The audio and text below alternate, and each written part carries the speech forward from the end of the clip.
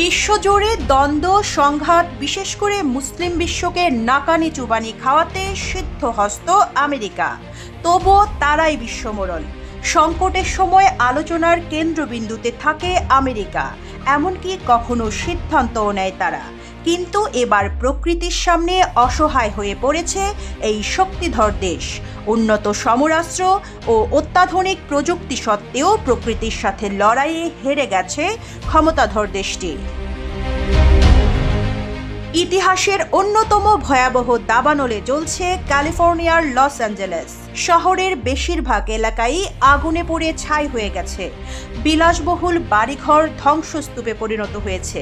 আগুনের তীব্রতা এতটাই ভয়াবহ যে কোনোভাবেই এটি নিয়ন্ত্রণে আনা যাচ্ছে না। সব চেষ্টা করেও ব্যর্থ বিদায়ী প্রেসিডেন্ট জো বাইডেন। যুক্তরাষ্ট্র প্রকৃতির এই যুদ্ধে পরাজিত হয়েছে। মিলিয়ন মিলিয়ন ডলারের ক্ষতিতে বিপর্যস্ত ক্যালিফোর্নিয়া।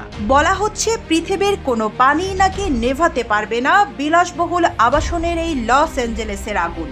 মাত্র কয়েকদিনের দাবানলে 40,000 একর জমি পুড়ে গেছে। ঘরবাড়ি ছেড়ে পালাতে হয়েছে প্রায় 2 লাখ বাসিন্দাকে।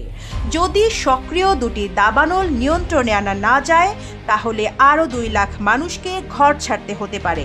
ধ্বংসস্তূপে পরিণত শহরে আর্তনাদ করছেন বাসিন্দারা। আন্তর্জাতিক সংবাদ মাধ্যম CNN তাদের প্রতিবেদনে একটি প্রশ্ন বারবার সামনে এনেছে। ধ্বংসযজ্ঞের এই মাত্রা কি কোনোভাবে এড়ানো সম্ভব ছিল, নাকি জলবায়ু পরিবর্তনের এই যুগে এটি নতুন স্বাভাবিক ঘটনা?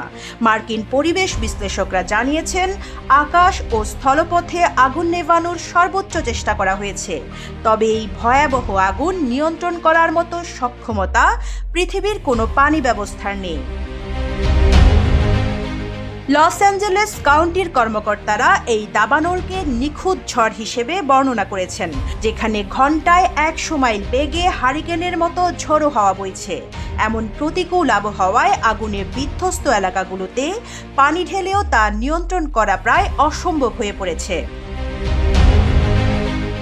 লস অ্যাঞ্জেলেসের পানি সরবরাহকারী বিভাগ জানিয়েছে, এমন ভয়াবহ আগুনের মুখোমুখি তারা আগে কখনো হয়নি, তাই এ বিষয়ে তাদের কোনো অভিজ্ঞতা নেই। ঘন্টার পর ঘন্টা পানি ঢেলেও আগুন নিয়ন্ত্রণ করা সম্ভব হচ্ছে না। কিভাবে এই আগুন নিয়ন্ত্রণে আনা যায় তা নিয়ে চলছে নানা আলোচনা। অনেকেই বলছেন, শহরের পানি সরবরাহ ব্যবস্থা এত বড় বিপর্যয় মোকাবেলার উপযোগী করে তৈরি করা হয়নি। আরও এক বিপদ হলো, এই আগুন এখন নতুন নতুন এলাকায় ছড়িয়ে পড়ছে। লস অ্যাঞ্জেলেসের ওপর দিয়ে বয়ে যাওয়া ঝোড়ো বাতাসের গতি আরও বাড়তে পারে বলে পূর্বাভাস দেওয়া হয়েছে, যা আগুনের ভয়াবহতা বাড়িয়ে তুলতে পারে।